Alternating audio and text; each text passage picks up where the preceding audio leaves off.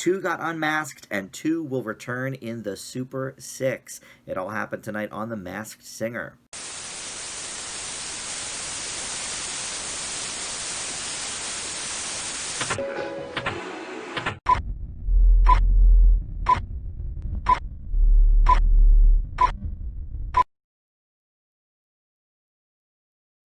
Hey guys, Dan here with your Masked Singer recap. Thank you for joining me.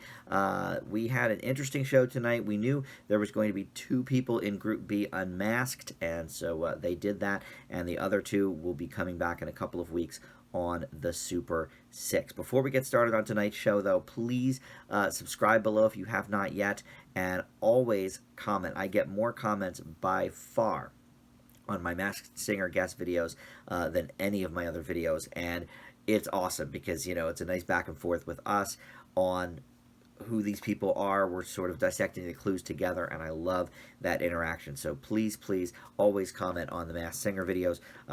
You know, there's only 2 left from tonight to comment about, but, you know, let me know your thoughts on who is still left here in the Super 6. A couple of programming notes, too, for the Masked Singer. So next week's show will be on Thursday, not Wednesday. It's going to be on Thanksgiving night.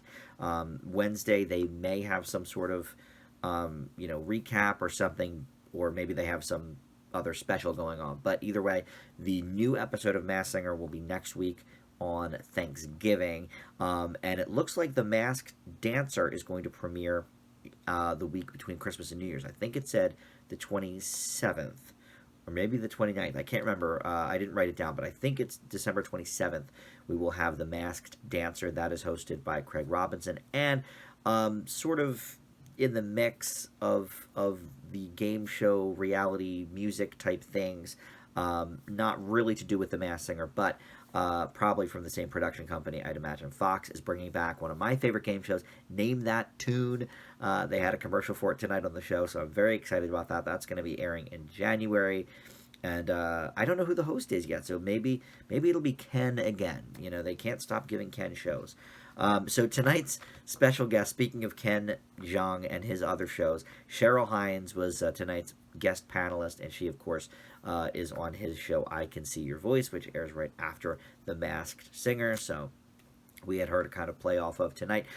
So we're going to do these in order of how they sang, because turns out the last 2 are the ones who got voted out. So first up, we had the Seahorse, then we had the Crocodile, then Whatchamacallit, and then the Serpent. So we're just going to run through them in order, and like last week, the clue package is a friend or some sort of association with the singer, and sort of giving a couple of clues from their perspective about them. But unlike last week, when they had like the special object come out from the robot TV or whatever, this week what they did was they had a masked singer from the past come out and give the clue. And it was, I mean, it obviously wasn't the real person. It was just the, you know, one of the stagehands or something put the outfit on and walked out pretending like they were the person. But in any event, so we are to associate whoever was under that mask in the original show with the character tonight. So that's how they did it this week. So first up was the Seahorse, and we heard from an advisor of hers. I don't know what that necessarily means, but we had an advisor, and they were talking about a campfire and a backpack and a guitar. They had this person in a church type thing, and he had a tissue box for a head. I'm not sure what that means, but we saw Nashville Chicken, we saw 2 babies, we saw a wreath, and then she sang Hit Me Baby One More Time, Britney Spears, classic song. She did it way better than Britney. Britney is, you know, very lovely. She's got some great songs and some people that write the songs for her, but, you know, she's very auto-tuned. This was a much better performance than I think Britney could have given us. And then the past masker was the astronaut, which, if you'll remember from season 3, was Hunter Hayes, and gave us a big clue about this person, that she has never been in a girl group. Now, you know, I did not think this person was from a girl group, I think, ever, but some of the people guessed were girl groups in the past, Camila Cabello among them. So tonight we had guesses such as Kesha, Kelly Pickler. I thought that was interesting because we did have the Nashville Hot Pickles. And then Ken's guess was Sia, which honestly isn't a terrible guess. I don't think Sia would do the show because, for one thing, most people don't really know what she looks like anyway. So once they unmasked her, she would have to just have that whole swoop thing over her face anyway. Also, I don't know. I think she's probably too big to do this show. So, look, I've been saying since week, I think, 2 that Group B has sang that this is, well, this is only the 3rd time. So, yes, definitely I've been saying this since week 2. Because the first week I thought it was Haley Steinfeld, but Tori Kelly, it's Tori Kelly, 1000% it's Tori Kelly. The Hunter Hayes revelation with Tori Kelly is that she performed alongside Hunter Hayes in this competition show that Christina Aguilera used to do called something like World's Most Talented Kids or something like that, some kid singing competition, and Tori Kelly beat Hunter Hayes. So, there you go. That's number 1. Number 2, she's never been in a girl group. She's got an American Idol, thing behind her. She was on season 9 of American Idol. But look, all of these clues that we've put together the last few weeks, between what I've said on my show and what you guys have said in the comments along with me, it's Tori Kelly. We don't need to delve into it any further than that. Let's move on to the Crocodile, because this one I have been on since week 1. I wavered a little bit in week 2, but back on track immediately after that with who this is. So this was a DJ friend of Crocodile's, and he said they've been all around the world together. They played, or he traveled, I don't know if they traveled together or not, but he traveled anyway, to 6 continents in 100 hours. And in the package we saw a house of cards, we saw a record spinning. He said they have a 1-track mind. They said, he's taking things step by step. And then we also saw a lottery ticket. And then he sang Bleeding Love from Leona Lewis. Really great because the first 2 weeks it was very up-tempo numbers. And here we did not have that. We had a really somber song with Bleeding Love from Leona Lewis. And then the Bee came out. And the Bee, I think, was in season 2, or maybe it was even season 1, but it was Gladys Knight, and she said that he is in a huge cult classic movie.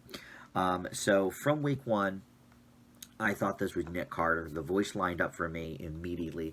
Some of the clues, though, I was really confused on. So week 2, I sort of jumped and said Joey Lawrence. The clues made more sense to me for him, but you guys in the comments really laid out some of these clues and what they meant for this person, Nick Carter. And I was like, okay, yes, I'm back on Nick Carter. Thank you for expressing, all of these different things that I didn't quite connect. But the voice always matched up for me. So the clues tonight, or the guesses tonight, rather, Jared Leto, Bandied About Again, by Ken. I don't think he's said Jared Leto for the Crocodile yet, but every season he talks about Jared Leto a lot. Robin thought it was Justin Guarini maybe, and that the cult classic movie is from Justin to Kelly. Not a terrible guess, but I still think he's wrong. And then Jordan Knight was guessed because of that step-by-step clue, and they were thinking, okay, maybe Gladys Knight isn't actually the go-between. It's actually Jordan Knight, and they're just doing a play off the last name.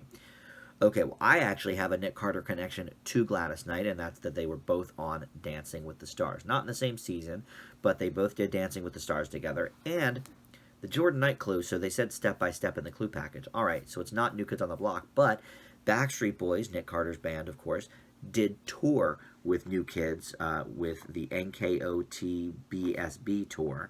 And that was, 2 or 3 years ago. So there is a New Kids on the Block connection there anyway. Step by Step is not just a red herring. And then the huge cult classic movie, the only thing I thought of right away was that Backstreet Boys were in This Is the End, which I would not consider a cult classic necessarily, but I looked up Nick Carter's filmography and nothing else really strikes me. I mean, he did a couple of small roles in different movies. He was like just a wee little kid when he had like a non-speaking role in Edward Scissorhands. But like, I think they're going for this is the end here for Nick Carter. It was a big hit. Usually, a cult movie has to be a bomb at the box office and then develop a following afterwards, like Clerks or Office Space, or something like that. But whatever. But I think that's what they're going for here. This is the end, which Backstreet Boys appeared in. So, all right, Tori Kelly and Nick Carter. I've been saying them for at least a few weeks here, so I am set on them. Now let's get to the Whatchamacallit and the Serpent. These were the ones who were voted off tonight. And let's see where we had each one. So third was the Whatchamacallit, so we'll talk about him. We saw his high school teacher and mentor in the clue package. There was a coffee maker. It had a line that said 5 cups. We saw a crown. There was a prom theme to the whole thing. There was a little beef eater toy, like the guys in England that guard the royal guards. They wear like the beef eater hats. And then he sang Lean Back, or rapped it, I guess, by Terror Squad. And the person that brought out his clue was the ice cream, which was the ninja from, or his name is Ninja, I guess, from season 2. I was not familiar with this person. He's a gamer. And he said that this person, the Whatchamacallit, has already won a championship. So, look, we were all thinking kind of along the basketball lines. So tonight's guesses included Lonzo Ball from what Ken said, Carmelo Anthony from Nicole, and Cheryl Hines was thinking it was JB Smoove, her Curb Your Enthusiasm co-star. Obviously not basketball there, but so they went to the final guesses on this, and we heard from everybody's original first impression guess, which Ken thought it was Damian Lillard. He switched to Lonzo Ball. Robin thought it was Tyler, the Creator. He switched to Michael Strahan tonight, although he's been on that, I think, for a couple of weeks. Jenny thought it was Winston Duke, and she switched to Devin Booker. I don't know either of those people. I don't know sports. Nicole, I actually missed her guess. They were like laughing about it, and they said it so quickly, and I was writing down other things. So I don't know who she originally thought it was, but she switched to Carmelo Anthony, and then Cheryl stayed with her JB Smoove from earlier in the episode. So it is a basketball player. This is somebody I would never have thought of, but I have been on this gentleman for the last couple of weeks because of you guys in the comments. I think it was my old buddy Nyan, who comments all the time on a lot of my videos. I think they were the first to say that this was Lonzo Ball, and as the weeks went on, as we got more and more clues, it seemed pretty obvious to me it was Lonzo Ball. I mentioned that either last week or the week before on the show, and I've certainly mentioned it in the comments the last couple of weeks. So indeed, it was Lonzo Ball. I'm going to chalk that up to getting another one right because I've been on that for a couple of weeks, and I don't know much about basketball, but I had at least heard of a lot of the people that we had been talking about. Lonzo Ball, I've heard of.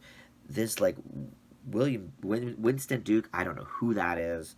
Some of these other people, Devin Booker, I have no clue who that is. Carmelo Anthony, I know, but largely only because he's married to Lala and because Nicole mentions him like every season. So, but thank you in the comments for that. I never would have gotten Lonzo Ball without you guys. So let's move finally to the Serpent. So here we had the college roommate of the Serpent in the clue package, and we saw a picture of mayo, good mayo it was called. There was a light switch that we saw on and off. The clue package said that he did not go looking for fame. Fame found him.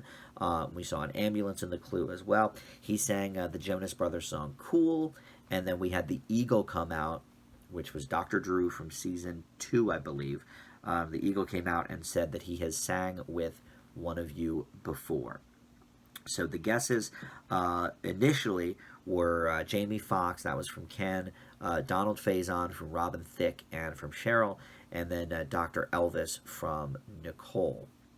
Now, you guys in the comments, specifically, I think like 2 people, Serpent Love was one of them, or Serpent Love, the character's name is Serpent. I think it's Serenity Love is my commenter, but she has been on this Dr. Elvis thing for weeks, and I Didn't really know who Dr. Elvis was. I looked him up this week after Nicole said it. Actually, after the clue package, when they said he didn't go looking for fame, fame found him. I thought to myself, all right, well, it's got to be Dr. Elvis. I've been saying Leslie Odom Jr. It's got to be Dr. Elvis after that fame found him comment. And the clues tonight were just all doctor stuff. The ambulance and having Dr. Drew come out and give the clue. And then the part has sung with one of you before. Cheryl Hines was thinking Donald Faison because she did an episode of Scrubs where they sang together, but Nicole sang with Dr. Elvis in something. So once I looked him up, I was like, okay, I sort of vaguely remember hearing about this person. And I watched part of that telethon that he sang Imagine on, but I guess I missed the part he was on because I don't remember him doing that. I don't remember any of that really. So I've kind of been out of it on the Dr. Elvis thing. But tonight we had Ken's initial guess was Usher, and he went to his final guess, Daveed Diggs. Nicole thought it was Oak from Hamilton and went to Dr. Elvis at the end here. Jenny thought it was John Legend originally, and tonight went to Taye Diggs.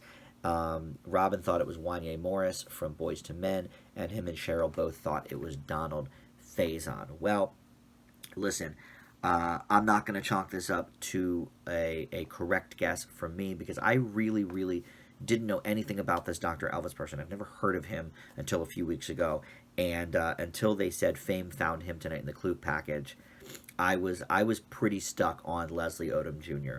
That's who I thought from the beginning. But the look, he played a doctor and murderer on the Orient Express. Okay, fine, but the clue packages this week and really even last clue package we saw for Group B was so doctor heavy and medical heavy that it just. But I was still sticking with Leslie Odom. The voice sounded like it to me, and the clues from the first week, I was really stuck on Leslie Odom Jr. So I knew about halfway through tonight's episode when they were doing the clue package that it was probably Dr. Elvis. When Nicole said it, and she was like, "Oh, we sang together at the Good Morning America or whatever it was." I was like, okay, it's got to be Dr. Elvis, but I certainly can't not count that as a win in my column. But it was indeed Dr. Elvis. So good job to you in my comments that figured it out weeks ago before anybody on the show ever said it. That was really, really good work there. But Tori Kelly and Nick Carter, I think, are 100% slam dunks for the rest of Group B. And for the record, let's see, before we get to next week's show, let's just go over who's left in Group C, and I'll tell you who I think they are. Mushroom, listen, okay, I'll go back to Mushroom. Jellyfish, I still don't know. It's definitely an Olympian. You guys are saying Chloe Kim a lot in the comments, so it could very well be Chloe Kim. And then the broccoli, I've been saying Paul Anka for broccoli since week one. I'm 100% on him. And the mushroom is the one that's really, really... Mushroom and jellyfish, I think, are both really up in the air. Jellyfish is an Olympian. We know that. I'm not sure if we know who. And then the mushroom could be several people. One of you mentioned in the comments about Pharrell, and I thought that was a great guess, but we have a finite amount of Grammy nominees, 46 Grammy nominees in this season. And I think from what we've had so far and who is left... assuming that Crocodile is Nick Carter, there's no way Mushroom can be Pharrell because he's got too many nominations. But it could be Jordan Fisher, it could be Todrick Hall. I've been saying Todrick Hall since the beginning, so I'm going to stick with that guess. But we'll see what the clues are next week on the show. And same with Jellyfish. I don't really know. Gabby Douglas has been talked about. I don't think it's her, but we'll see. I certainly think it's an Olympian. I'm pretty square on that. But, all right, that is the show for this week. Thank you for watching. Next week, don't forget, the new Masked Singer is going to be on Thanksgiving night. So it's a Thursday show, not a Wednesday show. But I will be here with you Thursday night to present the Masked Singer wrap-up. So feel free to come on back next Thursday. Until then, thanks for watching. We'll see you next time. Bye.